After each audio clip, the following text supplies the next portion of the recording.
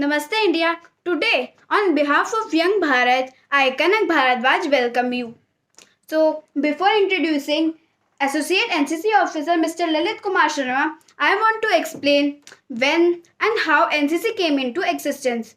Today, how NCC works, what is the role of NCC, why NCC is so important, aims, objectives and organization of NCC. So, during First World War, that is 1914 to 1918, Britishers created the University Corps with an aim for second line of defense and also to have a large pool of trained youth available for employment into the armed forces. NCC in India was conceptualized and raised before independence, mainly with an aim to groom the youth, boys and girls both, nurture them and channelize their energy towards nation building by making them responsible citizens. After independence, the present day NCC came into existence on 16th April 1948 through 31st Act of Parliament. NCC was formally inaugurated on 15th July 1948. The Girls Division of the NCC was raised in July 1949. On 1st April 1950, Air Wing was raised with one air squadron each at Bombay and Kolkata. The Naval Wing of the NCC was raised in July 1952, thus completing the true representation of all service in the Corps. Today, the NCC has an enrolled strength of more than 13 lakhs cadets and it basically comprises of two divisions of all the three services, that the senior division, senior wings for boys, girls from colleges, and the junior division, junior wing for boys, girls from schools. The motto of NCC is unity and discipline. Now I welcome and want you to share your experience and views. Thank you Kanak. नमस्कार दोस्तों, जैसा कि हम जानते हैं आज विश्व और भारत दोनों ही विश्व एक बहुत मुश्किल दौर से गुजर रहे हैं और मैं आशा करता हूं कि आप सभी कोविड प्रोटोकॉल्स का पालन कर रहे होंगे। दोस्तों, आज विश्व एक तरफ तो कोविड की समस्या से जूझ रहा है, दूसरी तरफ हम एक युद्ध जैसी स्थितियों को देखते हैं इजराइल और फिलिस्तीन के मध्य। हमारे भारत में बहुत सारे लोग अपनी राय व्यक्त करते हैं और सभी स्वतंत्र हैं। बहुत सारे लोग फिलिस्तीन के पक्ष में अपनी राय व्यक्त करते हैं, बहुत सारे लोग इजराइल के पक्ष में अपनी राय व्यक्त करते हैं। सभी अपने अपने मत के लिए स्वतंत्र हैं, किंतु अगर हमें कहीं से कुछ सीखने का मौका मिलता है तो हमें सीखना चाहिए। और इजराइल से हमें एक चीज सीखने को मिलती है कनक, कि विभिन्न स्रोतों से मुझे इस तरह की जानकारी मिलती है कि इजराइल के प्रत्येक नागरिक को वहां की सेना के लिए एक निश्चित समय 2 वर्ष 3 वर्ष देना पड़ता है, यानी कि उसको सेना में काम करना पड़ता है। हालांकि हमारे भारत में इस प्रकार की कोई अनिवार्यता नहीं है, लेकिन एनसीसी के माध्यम से हम अपनी आर्म फोर्स से जुड़ सकते हैं। एनसीसी हमें एक ऐसा प्लेटफॉर्म देती है जहां हम वर्दी पहनने का गौरव प्राप्त करते हैं। एनसीसी एक हमें ऐसी ट्रेनिंग देती है जिससे हम डिसिप्लिन सीखते हैं, यूनिटी सीखते हैं और ऑर्गेनाइजेशन सीखते हैं। मैं आपको ये बताना चाहता हूं कनक, आपने एक बहुत अच्छा विषय आज चयन किया है एनसीसी के लिए। एनसीसी के रूप में मैं देश के युवाओं से कनेक्ट होने का आपने मुझे मौका दिया, मैं इसके लिए आपको साधुवाद भी देना चाहूँगा।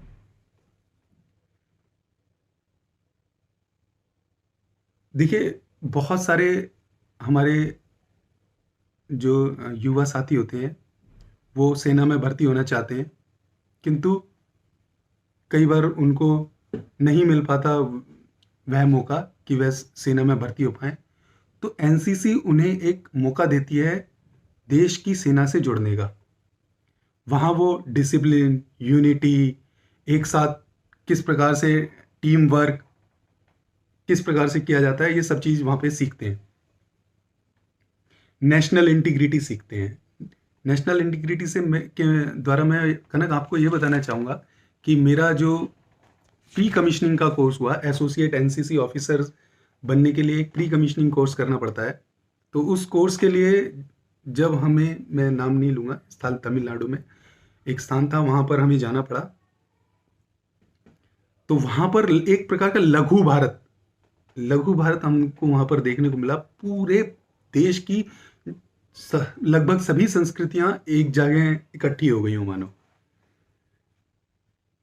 जो कोर्स था हमारा वो CGI S माधवन जी के नेतृत्व में चला, और हमारे वहाँ पर एक कोर्स जो aero modelling instructor Shri Chandrasekaran ji, Manoj ji और संदीप जी, एक हमारे मेंटोर रहे जहूर भट्ट जी, कश्मीर से थे।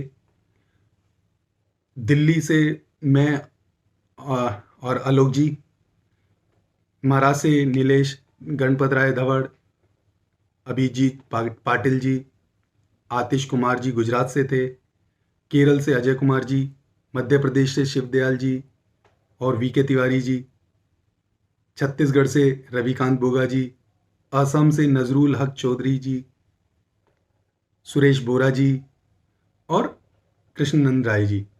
ऐसे ही पंजाब से दीपक मेहता जी, सुभाष जी, सुशील जी, कपिल दीक्षित जी, अमनदीप जी, तमिलनाडु से Ganapathi Raman ji, V Jayaprakash ji and S Nithyanandan जी।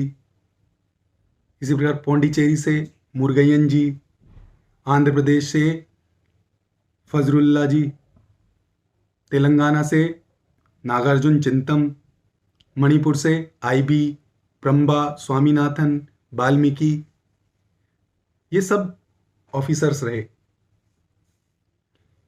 तो कुल मिलाकर के जम्मू कश्मीर से लेकर के साउथ का तमिलनाडु, दक्षिण में तमिलनाडु और पश्चिम में गुजरात से लेकर के पूर्व का असम, मणिपुर, नागालैंड से भी हमारे एक इंस्ट्रक्टर रहे। तो कुल मिला के पूरे भारत और पूरे भारत की संस्कृति हमें एक ही स्थान पर एनसीसी ने दर्शन करवा दिया। तो एक नेशनल इंटीग्रिटी की भावना, एक राष्ट्रीय एकता की भावना, यूनिटी की भावना, सब एक जैसे मानो उसमें विद्यमान हो जाती है। वास्तव में तो एनसीसी की स्थापना, एनसीसी जो चलन में आ गई थी, वो आपने सही बताया कि आजादी से पहले ब्रिटिश सरकार ने 1914 से 1918, जो कि प्रथम विश्व युद्ध का काल था, उस समय शुरू हुई। जो उनकी आर्मी थी उसको सेकंड लाइन डिफेंस देने के लिए यूनिवर्सिटी कॉर्प्स के रूप में स्थापित की थी, ताकि अपनी सेना को वो एक द्वितीय श्रेणी की सेना भी प्रदान कर सके उसके सहयोगी के रूप में। लेकिन भारतीय संसद के 31वें एक्ट के द्वारा 16 अप्रैल 1948 के दिन एनसीसी भारत में मानी जाती है, और उसकी औपचारिक जो शुरुआत है वो 15 जुलाई 1948 को मानी जाती है। गर्ल्स के लिए जो एनसीसी है वो जुलाई 1949 को शुरू हुई। और जिस प्रकार आर्मी यानी सेना को हम 3 हिस्सों में देख सकते हैं, आर्मी, और जल में जाने के लिए नेवी, नौसेना जिसे कहा जाता है, और वायु में वायुसेना यानी एयरफोर्स। तो एयर विंग इन की जो एनसीसी है वो 1 अप्रैल 1950 को, और नेवी विंग की जो एनसीसी है,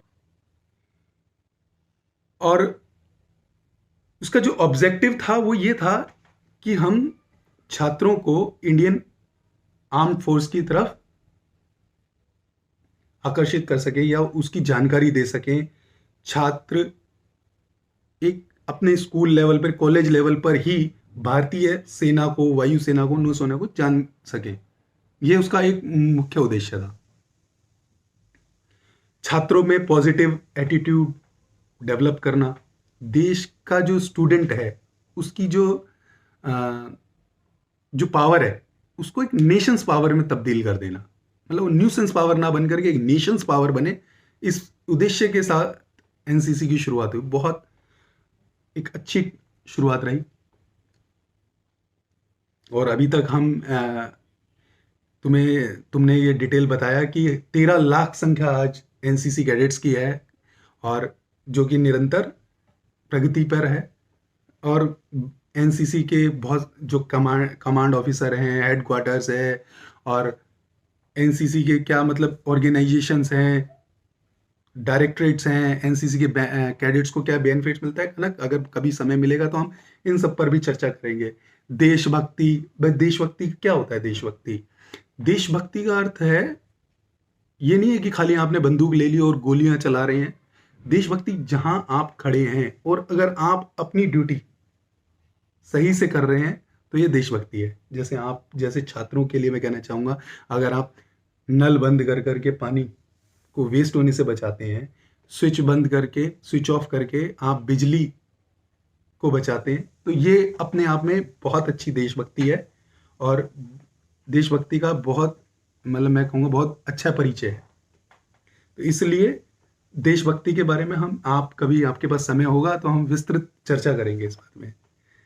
फिलहाल हम एनसीसी के बारे में ही अभी छोटी छोटी बातें कर लेते हैं। एक नॉर्मल इंट्रोडक्शन आज के इस वीडियो में मैं देना चाहूँगा। एनसीसी में एक ट्रेनिंग दी जाती है, ऑर्गेनाइज्ड ट्रेनिंग दी जाती है, छात्रों के कैरेक्टर का निर्माण होता है, चरित्र निर्माण होता है, उनका मोटिवेशन हाई किया जाता है, पॉजिटिव एटीट्यूड डेवलप किया जाता है और किसी ऑर्गेनाइजेशन में ऑर्गेनाइज्ड वे से किस तरह से काम करना है, ये सब चीज़ें एनसीसी से सीखने को मिलता है। बहुत अक्सर ऐसा होता है कि जो एनसीसी के कैडेट्स हैं आर्मी में, एयरफोर्स में और नेवी में पहुंच जाते हैं, लेकिन कभी कभी ऐसा भी होता है कि वो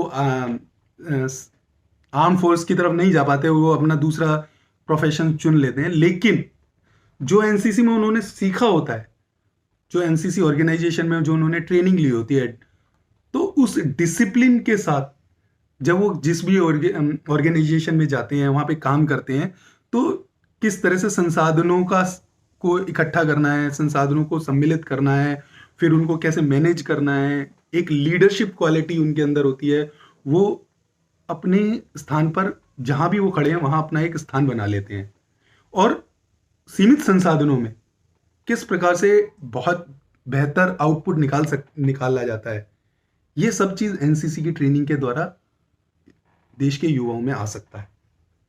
क्योंकि जब देश का यह युवा एनसीसी के माध्यम से देश के सैनिक से वायुसेना में या नौसेना में या आर्मी में कहीं भी जब उससे मिलता है, उनको देखता है और ये देखता है कि कितने डिसिप्लिन के साथ, कितने अनुशासन के साथ सीमित संसाधनों में एक बहुत ही अच्छा आउटपुट, बहुत अच्छा रिजल्ट किस प्रकार से एक सैनिक निकाल कर लाता है भारत का, तो ये जब सब चीज़ें सीखने को मिलती है एक युवा को, एक स्टूडेंट को, एज ए स्टूडेंट ही कहेंगे हम उसको, एनसीसी के कैडेट्स को, तो ये बहुत अच्छा प्लेटफॉर्म प्रदान करती है एनसीसी।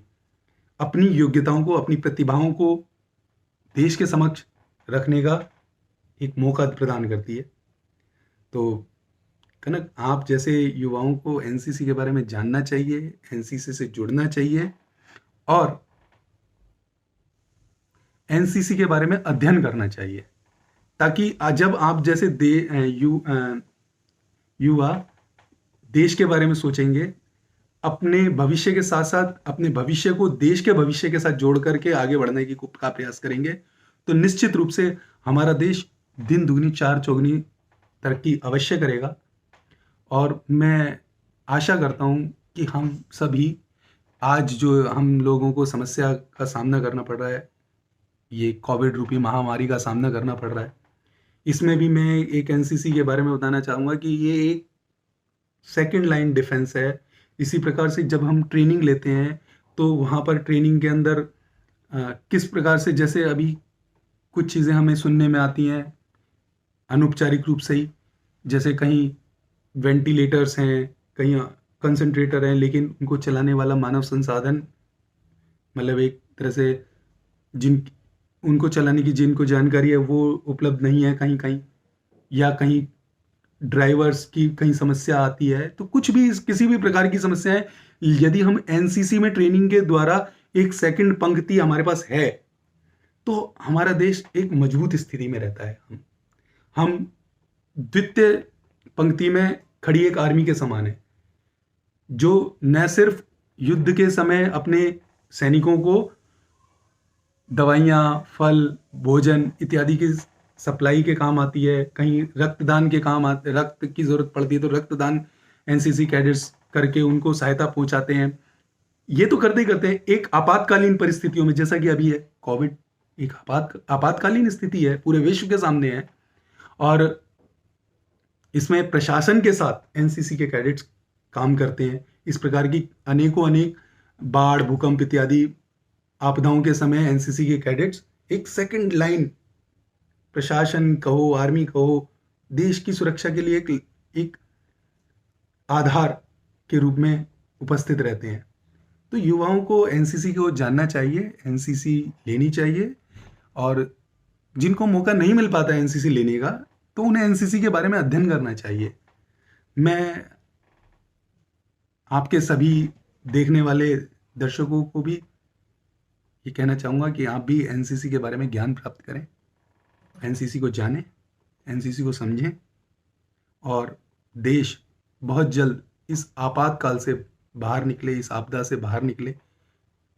आप भी सभी जब भी घर से बाहर निकलें तो मास्क लगा कर निकलें। हम लोग एक कमरे में बातचीत कर रहे हैं और हम लोग दोनों ही एक साथ हैं, तो इसलिए हम लोगों ने मास्क नहीं लगाया, अन्यथा जब भी हम बाहर निकलेंगे तो मास्क लगाकर ही निकलें, और हो सके तो डबल मास्क लगाएं, और जब भी वापस आएँ तो हाथ धोएं, अपने को पहले सैनिटाइज करें, कोविड के जो भी प्रोटोकॉल्स हैं उनका पालन करें, और इस बीमारी को जल्द से जल्द दूर करने का प्रयास करें, क्योंकि आप अपने परिवार के लिए बहुत ज़रूरी हैं, बहुत इम्पोर्टेंट हैं, समाज के लिए भी आप बहुत इम्पोर्टेंट हैं, अपने परिवार के लिए भी बहुत इम्पोर्टेंट है, और देश के लिए भी बहुत इम्पोर्टेंट है।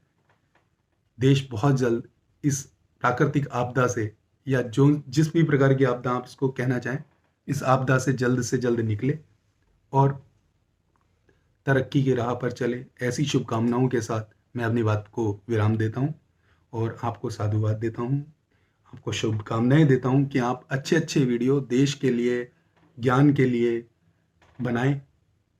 इन्हीं शब्दों के साथ धन्यवाद। जय भारत, जय हिंद।